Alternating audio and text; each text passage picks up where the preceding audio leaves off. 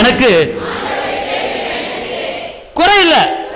எல்லாம் சொல்லுங்க. கை பக்கத்துல அதை வச்சு அப்படி கை பிடிங்க பாப்பா, கை பிடிங்க பாப்பா. சிங்க குட்டிகள் பட்டினி கிடக்க ஆண்டவரே தேடுகிற குறையில்லையே, குறையில்லையே, குறையில்லையே. அல்லேலூயா, அல்லேலூயா. இயேசுவை சிலுவையில் அடிக்கிறதுக்கு மொத்தம் 4 பேர் தேவை. 4 பேர் தான் சிலுவையில் அடிக்கணுமா, 5 பேர்லாம் அடிக்கக்கூடாதான். அப்படி ஒரு சட்டம் இருந்துச்சு. இயேசுவை சிலுவையில் அடிக்கும் போது 4 பேர் என்ன பண்ணாங்க, அவர் போட்டிருந்த ட்ரெஸ்ஸு நெய், அதாவது இப்ப நான் எந்த டிச்சிங்கும் இல்லாத, எந்த டெய்லரும் தைக்காத ஒரே ட்ரெஸ்ஸு. எப்படித்தான் நெஞ்சாங்களோ தெரியல. எங்க இப்ப யாரு அப்படி நெய்யறதுக்கு ஆள் இருக்கா?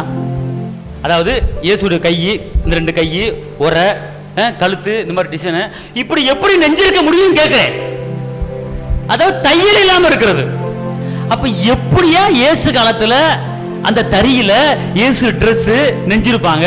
எத்தனை மாசம் ஆயிருக்குன்னு தெரியல, எத்தனை வருஷம் ஆயிருக்குன்னு தெரியல. அவர் ட்ரெஸ் அப்படி தையல் இல்லாம நூல் இல்லாம அழகா நெஞ்சே அவருக்கு ஒரு அங்கேயே தயார் பண்ணா, அப்ப நம்ம அப்பா எப்படியாப்பட்ட ஒரு பெஸ்டான ஒரு அப்பாவா இருப்பாரு. யோசனை பண்ணி பாரு.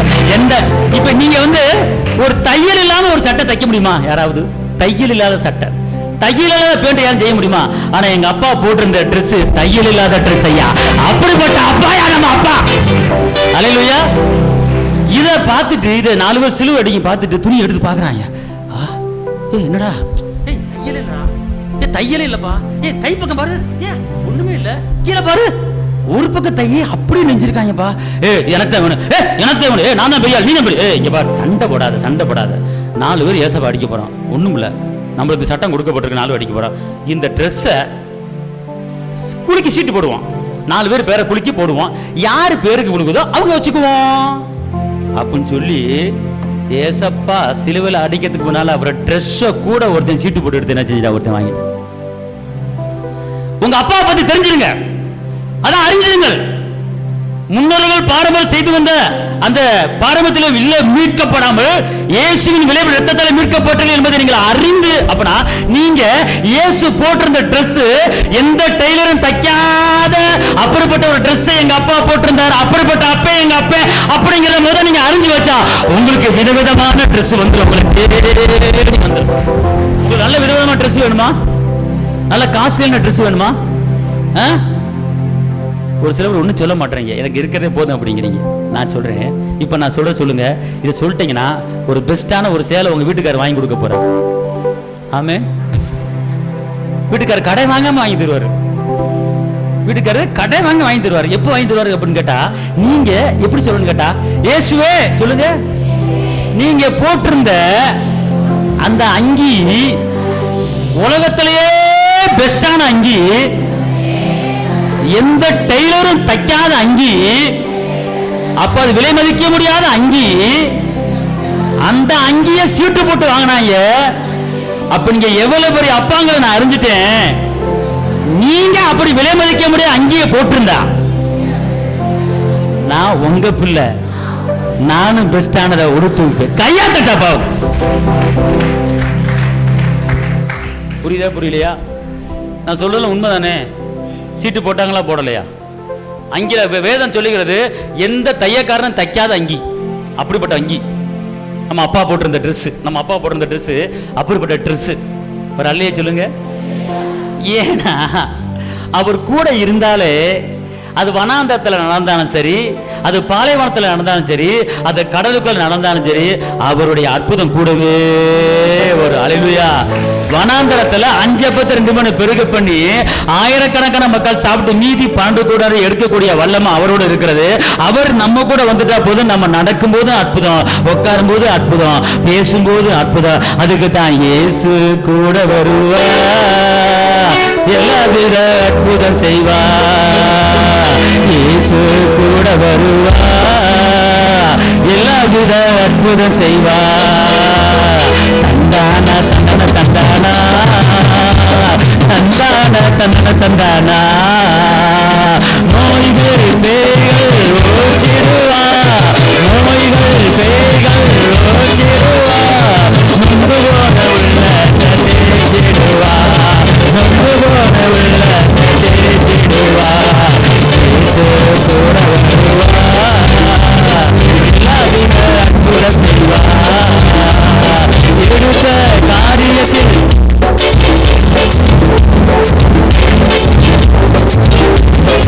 எதிரியான சாத்தான முறையடித்து, எதிரியான சாத்தான முறையடித்து.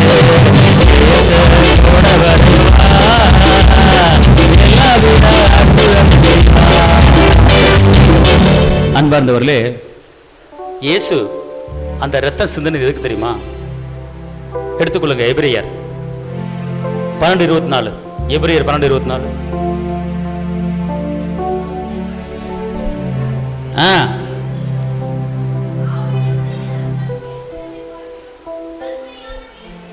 இப்ப ஆபேலின் ரத்தம் பேசுச்சு, ஆனா இயேசுவின் ரத்தம் எதை பேசும் அப்படின்னு கேட்டீங்கன்னா, நன்மைகளை மாத்திரம்தான் அந்த இயேசுவின் ரத்தம் பேசும். பார்த்துக்கொள்ளுங்க. அல்லேலூயா. ரத்தம் பேசுமா பேசாதா? பேசும். ரத்தம் பேசும். அன்பார்ந்தவர்களே, நல்லா தெரிஞ்சுக்கொள்ளுங்க. ஆபேல் ரத்தம் பேசுச்சா பேசலையா? எங்க பேசுச்சு? பரலோகத்துக்கு போச்சு. தேவனுடைய சன்னிதானத்துக்கு ஆபேல் ரத்தம் பேசுது. ரத்தத்தில் என்ன இருக்கிறது? உயிர் இருக்கிறது. அல்லேலூயா. ஒரு இடத்துல ஒரு மனிதனை கொடூரமா வெட்டி சாச்சிட்டான்னு வச்சுக்கொள்ளுங்களேன், அந்த இடத்துல அந்த ரத்தம் கீழே விழுகும். பார்த்துக்கொள்ளுங்க. ஒரு குறிப்பிட்ட நாளைக்கு அந்த ரத்தம் அந்த இடத்துல பேசும். பார்த்துக்கொள்ளுங்க. குறிப்பிட்ட நாள் அந்த ரத்தம் பேசும். ஒரு இடத்துல நான் ஒரு கிராமத்துக்கு ஒரு இடத்துக்கு போயிட்டு வரும்போது திடீர்னு ஒரு அலர் சத்தம் கேட்டுச்சு. ஐயா, என் பிள்ளையை நீங்க காப்பாத்துங்க, ஐயா என் பிள்ளையை காப்பாத்துங்க, என் பிள்ளை அனாதையா இருக்கு, என் பிள்ளையை காப்பாத்துங்க அப்படின்னு ஒரு சத்தம். என்னன்னு கேட்டா, அந்த இடத்துல ஒரு வாலிபனை வெட்டி போட்டுட்டாங்க. நைட் நேரங்களில் அந்த ரத்தம் என்ன செய்யுது? பேசுது அப்படிங்கிறாங்க. நல்லா தெரிஞ்சுக்கொள்ளுங்க. அகோரமான கொடூரமான முறையில் வெட்டப்படுகிறவருடைய ரத்தம் ஒரு குறிப்பிட்ட நாளுக்கு என்ன செய்யும்? அது பேசும். பார்த்துக்கொள்ளுங்க. ஏன்னா ரத்தம் பேசும். ரத்தம் என்ன செய்யும்? பேசும். அதுக்கு தான் அந்த கொலை நடந்த இடத்துல, அந்த தூக்கு போட்ட இடத்துல, வெட்டி போட்ட இடத்துல அநேகர் பெண்கள் வந்து அந்த இடத்துல அதிகமாக போகக்கூடாது. அது குறிப்பிட்ட நாளைக்கு அந்த ஆவி உலாவும். பார்த்துக்கொள்ளுங்க. அந்த ஆவி என்ன செய்யும்? உலாவும். இப்போ ஏசப்பா இருக்கும்போது கல்ற தோட்டத்தில் லேகியோன் பிசாசு ஒருத்தர் இருந்தான். அவன் இருக்கிற இடம் எந்த இடம்? கல்ற தோட்டம். அவனுக்கு பேர் லேகியோன். அப்புறம் என்ன அர்த்தம் கேட்டீங்கன்னா, 6000 ஆவி. அது உடம்புல எத்தனை ஆவி இருந்துச்சு? 6000 ஆவி இருந்துச்சு. அப்போ அவன் சிட்டிக்குள்ள வரமாட்டான். அவன் தன் உடம்புல சங்கிலியை கட்டிக்கிட்டு தனக்கு தானே காயப்படுத்திக்கிட்டு இருந்தான். அப்போ 6000 ஆவி உள்ள அந்த கல்ற தோட்டத்தில் இருந்த அந்த இடத்துக்கு இயேசுவானவர் போறாரு. பார்த்துக்கொள்ளுங்க. இயேசுவானவர் போனால அவன் அலறான். எதுக்கு இங்க வந்தீங்கன்னு கேட்கிறான் அவன். ஏன்னா ஒரு தேவகுமாரன், பிதாவின் குமாரன் இயேசு அப்படிங்கிறது அந்த ஆவிகளுக்கு தெரியுது. அதனால இயேசுவே அப்படின்னு சொல்லி கத்துது. உன் விட்டு போன்னு சொல்லும்போது எத்தனை பேர் இருக்கீங்க கேட்டா, நாங்கள் 6000 பேர் இருக்கோம். அந்த ஆவிகள் சொல்லுது ஏசப்பட்ட, அந்த 6000 ஆவி சொல்லுது ஏசப்பட்ட, இயேசுவே அந்த பக்கத்தில் பண்ணி மேய்ஞ்சிக்கிட்டு இருக்கு, அந்த பண்ணி கூட்டத்துக்குள்ள எங்களை என்ன செய்யுங்க? அனுப்பிச்சு விடுங்க அப்படின்னு அந்த ஆவி சொல்லுது. ஏசப்பா போங்க அப்படிங்கிறாரு. அது போய் பண்ணி கூட்டத்தில் போய் என்ன செஞ்சிருது? சேர்ந்துட்டு கடைசியில் சமுத்திரத்தில் விழுந்து செத்துருது. பார்த்துக்கொள்ளு. இதே அந்த இடத்துல வேற ஒரு மனிதன் போயிருந்தாருன்னா அந்த ஆவி என்ன செஞ்சிருக்கும்? அடிச்சிருக்கும். ஆனா இயேசுவானவர் போன உடனே அந்த ஆவி போயிருச்சு. ஒரு வாலிபன், அந்த வாலிபனுக்குள்ள 6000 ஆவி உட்கார்ந்து இருக்கு. ஆனா அந்த 6000 ஆவி போன பிற்பாடு அந்த வாலிபன் இயேசு பக்கத்தில் உட்கார்ந்து அவன் பழைய மனிதனாக மாறிவிட்டான். அவன் பிசாசு பிடிச்ச மனிதனாக இருந்தவன் இயேசுடைய வார்த்தை அவனுக்கு உள்ளிருந்து ஆவி விரட்டி விட்டுட்டு அவன் ஒரு புதிய சிருஷ்டியை மாற்றி இயேசுவின் ஊழியத்தை செய்யும்படி தெக்கபொலியா மாநிலம் முழுவதுமாக அந்த 6000 பிசாசு பிடிச்ச அந்த வாலிபன் இயேசுவின் நாமத்தை பறைசாற்றி அங்க இருக்கிற மக்களை ஆதாயம் பண்ணினான். அதுக்கு தான் இயேசு கூட இருக்கணும். இயேசு இல்லாம ஒரு காரியம் நடக்க. அதுக்கு வழி என்னன்னு கேட்டீங்கன்னா, அவருடைய வார்த்தை, அவருடைய ரத்தம். அந்த ரத்தத்தை நீங்க யூஸ் பண்ணணும். அவர் ரத்தத்தை நீங்க பேசணும். உங்க பிள்ளைகளுக்கு, ஆண்டவரே என் பிள்ளைய ரத்தத்துல இயேசுவை உங்க ரத்தத்துல மறைக்கிறேன். வெறும் ரத்தம் சொல்லக்கூடாது. இயேசுவை ரத்தத்துல என் பிள்ளையை மறைக்கிறேன், இயேசுவை ரத்தத்தை என் தொழில மறைக்கிறேன், இயேசுவின் இரத்தத்துல என் பிசினஸ் மறைக்கிறேன், இயேசுவின் இரத்தத்துல என் வியாபாரத்தை மறைக்கிறேன் அப்படின்னு சொல்லிட்டீங்கன்னா அந்த இரத்தம் வந்து உங்களுக்கு வியாபாரத்தை பாதுகாப்பு கொடுத்துரும், உங்க தொழிலை பாதுகாப்பு கொடுத்துரும், உங்க பிசினஸ் பாதுகாப்பு கொடுத்துரும். ஆண்டவரே என் தொழிலை பாதுகாத்துக் கொள்ளுங்க சொல்றது நல்லது. ஆனால் இரத்தம் சொல்லிட்டீங்கன்னா கம்பு போட்ட வேலிக்கும் இரும்பு போட்ட வேலிக்கு எப்படி வித்தியாசம் இருக்கிறதோ, இயேசுவே உங்க நாமத்துல ஆண்டவர் நான் சொல்றேன் அப்படின்னு சொல்றீங்க, ஒரு சாதாரண வேலியாரோ. ஆனா இயேசுவின் இரத்தத்துல பாதுகாப்பு உண்டாவதாக அப்படின்னா அந்த இடத்துல ஒரு இரும்பு வேலியை போட்டுவாரு. அப்படிப்பட்ட ஒரு பாதுகாப்பு இயேசுவின் இரத்தத்துல அடங்கி இருக்கிறது. ஆமென், அல்லேலூயா. அந்த இரத்தம், இயேசுவின் இரத்தம் நன்மையானவைகளை மாத்திரம் தான் பேசுமே தவிர தீமையானவைகளை பேசாது. அல்லேலூயா. எல்லாம் சொல்லுங்க, இயேசுவின் இரத்தம் நன்மையானவைகளை பேசும். நானும் நன்மையானதை பேசுவேன். இயேசுவின் இரத்தத்தாலே என் வாழ்க்கையில என் குடும்பத்துல நன்மைகள் உண்டாயிருப்பதாக. அல்லேலூயா, அல்லேலூயா. நல்லா கவனிச்சு கொள்ளுங்க. அவர் நமக்கு உடன்படிக்கை பண்ணியிருக்கார். எப்படி உடன்படிக்கை? இரத்தத்தை சிந்தி. எழுத்தினால் அல்ல, பேப்பர்னால் அல்ல, இரத்தத்தை சிந்தி நான் என் பிள்ளைகளை நான் வாழ வைப்பேன் என்று உடன்படிக்கை பண்ணியிருக்கிறார். கையை தட்டி அப்பாக்கு நன்றி சொல்லுங்க. மத்தேயு 26:28, மத்தேயு 26:28.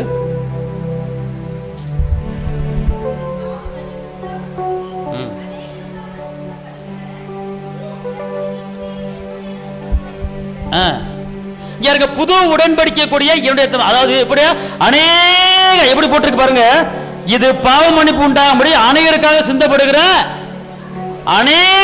சிந்தப்படுகிற ரத்தம். அல்லேலூயா. அப்ப அநேகர்னா யாரு? நீங்கள் நானே தான் அநேகர். ஆமென். அவர் நமக்காக சிந்தப்பட்ட அந்த ரத்தம் அவர் உடன்படிக்கை பண்றார். ரத்தத்தை சிந்தி உடன்படிக்கை பண்றார். அல்லேலூயா. அவர் பண்ண அந்த உடன்படிக்கை எப்படி உடன்படிக்கை பண்றாருன்னா ரத்தத்தை சிந்துறாரு. பார்த்துக்கொள்ள அன்பார்ந்தவர்களே, இப்படிப்பட்ட அந்த தெய்வம், இப்படிப்பட்ட அந்த தகப்பன் ரத்தத்தில் உடன்படிக்கை கொடுக்கிறார் நம்மளுக்கு. எனக்கு ஒரு போன் கால் வந்துச்சு. ஐயா, நான் நேசிக்கிற ஒரு பிள்ளை, அவ வேற ஒரு பெரிய இடத்தை பார்த்து கல்யாணம் பண்ணி போயிட்டாயா அப்படின்னா. சந்தோஷம் அப்படின்னு. என்னையா எப்படி சொல்றீங்க? 6 வருஷம் லவ் பண்ணையா. சோத்திரம். 6 வருஷம் லவ் பண்ணி அவளுக்காக பிளேட கையில கிழிச்சு அந்த ரத்தத்தை எடுத்து ஒரு பேப்பர்ல நான் லவ் லெட்டர் எழுதிருக்கேன். ரத்தத்தை சிந்தி லவ் லெட்டர் எழுதிருக்கேன். இப்ப என்னாச்சு? காசு பண்ணல பார்த்துட்டா. எதுக்கு ஒரு ரத்தத்தை வீணாக்கிட்ட? எதுக்கு ஒரு ரத்தத்தை வீணாக்கிட்ட? இப்ப போயிட்டால. இதெல்லாம் மாயே, இதெல்லாம் மாயே. நல்லா தெரிஞ்சு கொள்ளுங்க.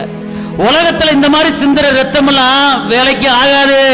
ஆனா இயேசு சிந்தின ரத்தம், அது பேசுகிற ரத்தம், அது நன்மையை கொடுக்கிற ரத்தம், அது சுகத்தை கொடுக்கிற ரத்தம், அது சாபத்தை உடைக்கிற ரத்தம், அது விடுதலை கொடுக்கிற ரத்தம், அது சமாதானம் பண்ணுகிற ரத்தம், அது பரலோகத்துக்கு கொண்டு வர ரத்தம்.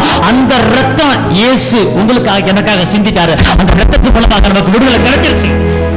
ஆமென். அல்லேலூயா சொல்லுங்க. வெளிப்படுத்தல் 1:6 சொல்லப்பட்டிருக்கு, அவர் நம்ம பாவங்களை மன்னித்து, வாசிங்க வெளிப்படுத்தல் 1:6, வெளிப்படுத்தல் 1:6.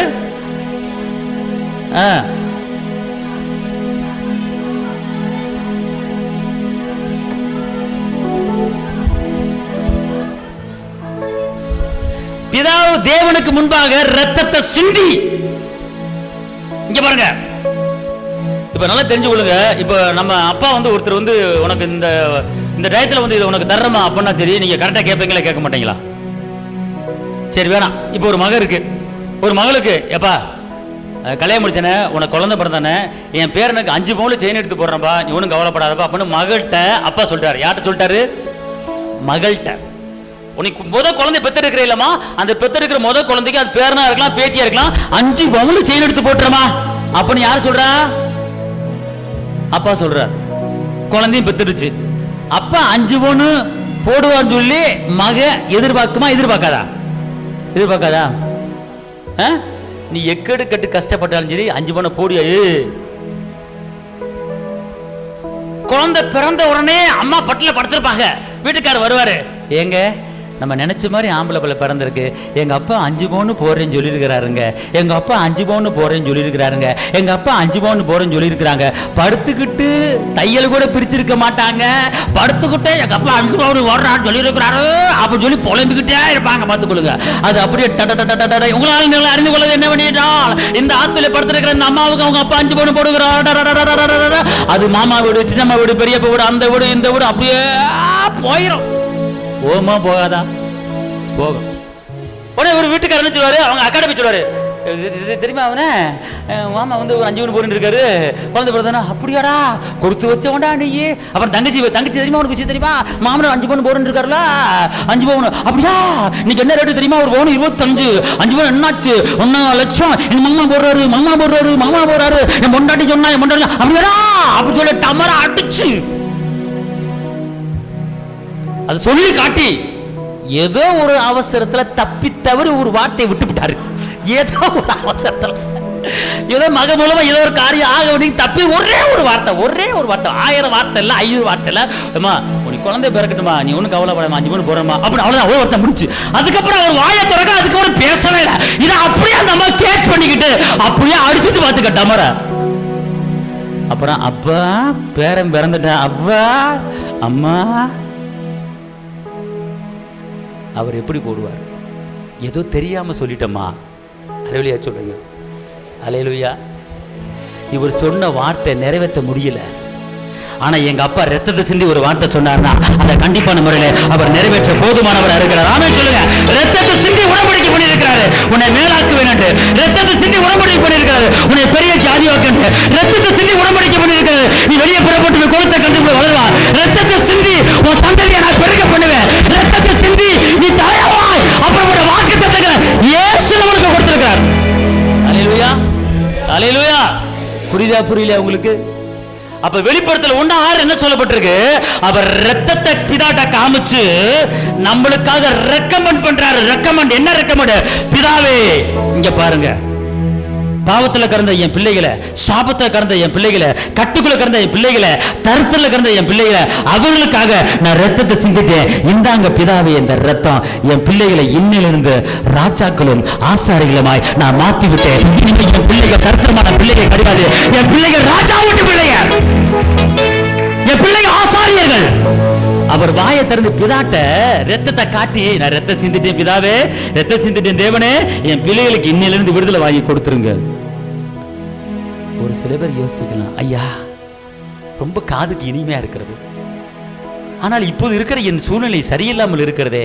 பிதாட்ட போய் ரத்தத்தை காட்டி என் பிள்ளைகளை ராஜாக்களா மாத்திட்டேன், ஆசாரிகளை மாத்திட்டேன் அப்படின்னு ஏசப்பா சொன்னாரு சொல்றீங்க, நல்லது. ஆனா ராஜாவுக்கு உண்டான ஒரு அறிகுறியோட என் குடும்பத்துல இல்லையே. அல்லேலூயா, அல்லேலூயா. சொல்றது புரியுதா உங்களுக்கு? புரியுதா? ஏசப்பா என்ன செஞ்சிட்டாரு? ரத்தத்தை சிந்தி நம்மள என்னவா மாத்திட்டாரு? ஏங்க அந்த வசனத்தை கொஞ்சம் எல்லாரும் வாசிங்க, சீக்கிரம் டக்குன்னு வாசிங்க. வெளிப்படுத்தல் 1:6 சீக்கிரம். நம்ம மேல அன்பு வச்சு பாவங்களை கழுவி பிதாவாகிய தேவனுக்கு முன்பாக என்ன சொல்லுங்க? பிதாவுக்கு தேவனுக்கு முன்பாக என்ன சொல்லுங்க? பிதாவாகிய தேவனுக்கு முன்பாக என்ன? பிதாவாகிய தேவனுக்கு முன்பாக என்ன? பிதாவாகிய தேவனுக்கு முன்பாக என்ன என்ன என்ன என்ன? இன்னைக்கு எல்லா தர்த்தரமா ஓட போகுது. இயேசுவின் நாமத்தில் எல்லா போராட்டம் ஓட போகுது. இப்போ ஒரு பெரிய வெற்றியை நீங்க பார்க்க போறீங்க. ஒரு ஜெயம் உங்களை தேடி வரப்போகுது. அல்லேலூயா சொல்லுங்க. பிதாவாகிய தேவனுக்கு முன்பாக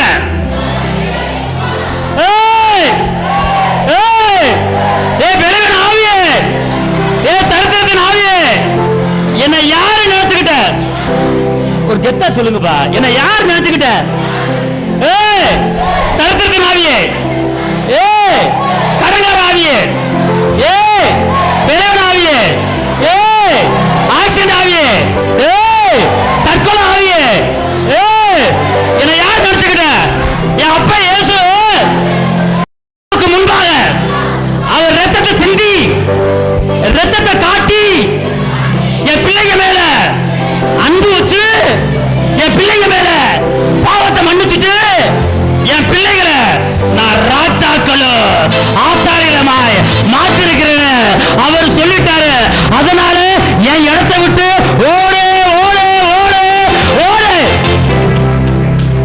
என்ன புரியுதா இல்ல புரியலையா? உங்களுக்கு பிரச்சனை பாடுகள் வரும்போது எப்படி சொல்லணும் பாருங்க. யாராச்சும் ஒரு லேடிஸ்ல சொல்லுங்க பாப்போம், உற்சாகமா சொல்லுங்க பாப்போம். ஒரு பழைய பழமொழி ஒண்ணு இருக்கும், என்னமா விடிய விடிய விடிஞ்ச அது நம்மளுக்கு தேவையில்லை. இல்ல சொல்றேன், இப்ப நான் எதுக்கு இதை உங்களுக்கு சொல்ல வைக்கிறேன்னா, உங்க கூட இருக்கிற தருத்திரத்தின் ஆவி, விளைவன ஆவி, ஆக்சிடென்ட் ஆவி, தற்கொலை ஆவி நம்மளை விட்டு ஓடணும் ஓடணும். அப்ப சாதாரண ஒரு ஆளை பார்த்து, நான் யார் தெரியுமா, நான் எம்எல்ஏ மகன், என்கிட்டே வந்து விளையாடுறியா கேட்பானா கேட்க மாட்டானா? ஒரு எம்எல்ஏ மகன் அல்லது எம்பி மகன், யார் தெரியுமா, வண்டி நிப்பாட்டுற எம்பி மகன், சார் போயிட்டு வாங்க போயிட்டு வாங்க சொல்லுவோம்னா சொல்ல மாட்டாரா? ஐயா ஒரு ஐயா பிடிக்கிறாரு, லைசன்ஸ் எடு லைசன்ஸ் எடு. லைசன்ஸா? நான் யார் தெரியுமா? தெரியாதுங்க, இந்த ஏரியா கவுன்சிலர். போயிட்டு வாங்க போயிட்டு வாங்க ஐயா வரும் சொல்ல மாட்டான். இன்னைக்கு அந்த மாதிரி அவன் பிசாசு நம்மளுக்கு சலாம் போட்டு, ஐயா நான் உங்களை வந்து டச் பண்ணல, போயிட்டு வாங்க போயிட்டு வாங்க, அப்போ நம்மளுக்கு சலாம் போட்டு நம்மளை போக விடணும், பாதையை அடைக்க மாட்டான். அதுக்கு என் இயேசு பிதாவுக்கு முன்பாக என் மேல அன்பு வச்சு என் பரம்பரை பாவத்தை மன்னிச்சு அவரு என்ன ராஜாக்களும் ஆசாரியர்களும் மாற்றிட்டாரு. அதனால என் நட ராஜ நட, என் நட கம்பீர நட, இயேசுவின் இரத்தத்தாலே எல்லாவற்றையும் நான் பெற்றுக்கொண்ட கையா தட்ட. அதனால இந்த ஆறாம் முடிஞ்ச உடனே எல்லாரும் சோத்திரம் வரட்டா, அப்புறம் அப்படி ஒரு வீர நட என்னாச்சு நடந்து போன, எப்படி இருக்கீங்க வரட்டா, இந்த இடுப்பு வலியா இன்னும் நிக்க மாட்டேங்குது, என்ன செய்யறதுன்னு தெரியல. ஏக்கா அவர் தழும்புகளா சுகமா இருக்கிற இப்பதானக்கா கேட்டீங்க, அது கேட்க நல்லா இருந்துச்சு, அது இடுப்பு வலி அவருக்கு வந்தாதான் தெரியும், அவர் என்ன ஓடிக்கிட்டு இருக்காரு அவருக்கு என்ன தெரியும், நான் பொம்பளை, நான் வீட்டுல வர்றது எனக்குள்ள தெரியும், அவருக்கு என்ன தெரியும். இந்த இடுப்பு வலி கிட்டத்தட்ட ஒரு மாசமா இருந்துகிட்டு இருக்கு, வரட்ட தேர மாட்டேங்க தேர மாட்டேங்க. சத்தியத்தை அறிவீர்கள், சத்தியம் உங்களை விடுதலையாக்கும். சொல்லுங்க, சத்தியத்தை நான் அறிஞ்சிட்டேயா, சத்தியத்தை நான் அறிஞ்சிட்டேயா. அந்த சத்திய வார்த்தை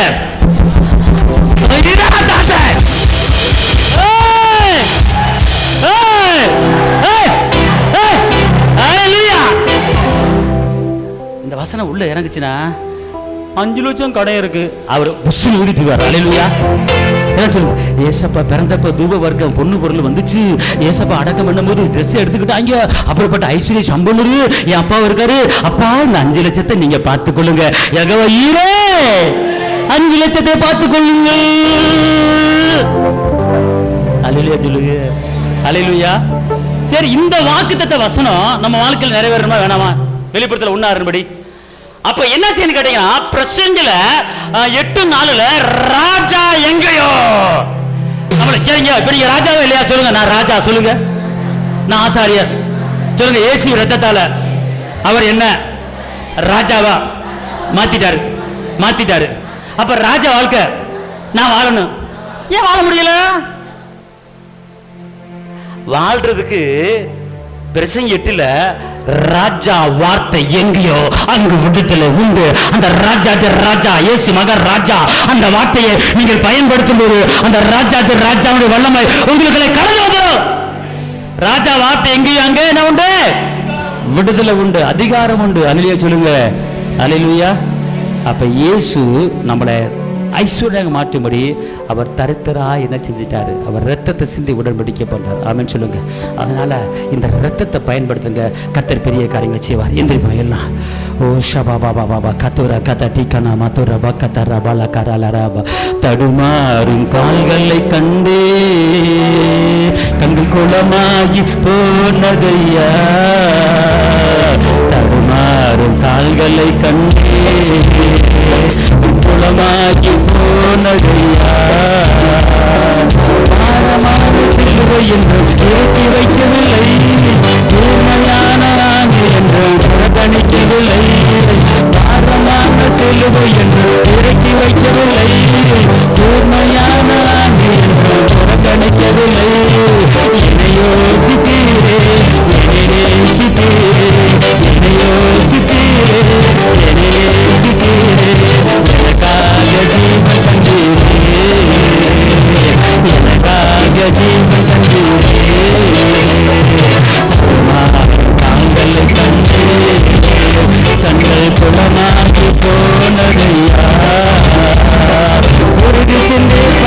பாடுபட்டு மறுதளிக்கவில்லை, மரண சூழ்ந்த நேரத்தில் விட்டு கொடுக்கவில்லை, உறுதி சிந்தி பாடுபட்டு மறுதளிக்கவில்லை, மரண சூழ்ந்த நேரத்தில் விட்டு கொடுக்கவில்லை.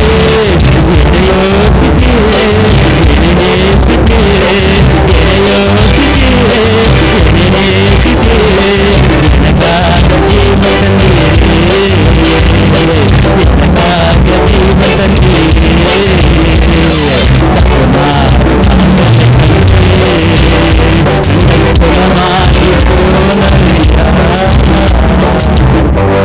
சொல்லுங்க, இயேசுவின் இரத்தத்தாலே ஐஸ்வர்யத்தை எடுத்துக் கொள்கிறேன், இயேசுவின் இரத்தத்தாலே சுகத்தை எடுத்துக் கொள்கிறேன், இயேசுவின் இரத்தத்தாலே நன்மையை எடுத்துக் கொள்கிறேன், இயேசுவின் இரத்தத்தாலே பாதுகாப்பை எடுத்துக் கொள்கிறேன், இயேசுவின் இரத்தத்தாலே ஜெயத்தை எடுத்துக் கொள்கிறேன், இயேசுவின் இரத்தத்தாலே விடுதலையை எடுத்துக் கொள்கிறேன், இயேசுவின் இரத்தத்தாலே சமானத்தை எடுத்துக் கொள்கிறேன்.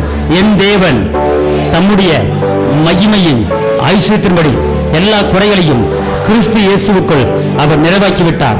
இரத்தத்தினால நிறைவான ஆசீர்வாதங்கள் எனக்கு கடந்து வந்திருக்கிறது. தகப்பனே, நான் கையிட்டு செய்கிற எல்லா காரியத்தையும் இயேசுவின் இரத்தத்துக்குள்ள மறைக்கிறேன். என் குடும்பத்தை இயேசுவின் இரத்தத்துல மறைக்கிறேன், என் பிள்ளைகளை இயேசுவின் இரத்தத்துல மறைக்கிறேன், என் பிள்ளைகள் படிப்பு காரியத்தை இயேசுவின் இரத்தத்துல மறைக்கிறேன்.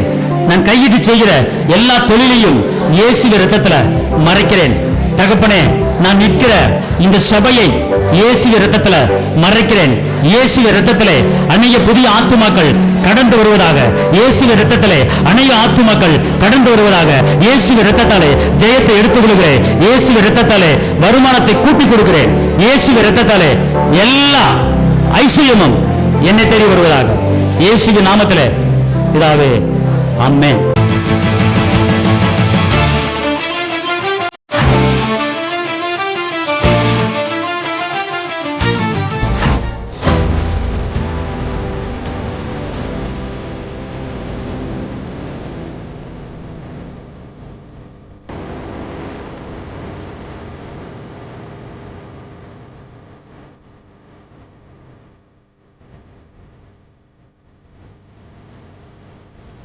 உங்கள் வாழ்க்கையில் போராட்டமா, கண்ணீரா, வேதனையா?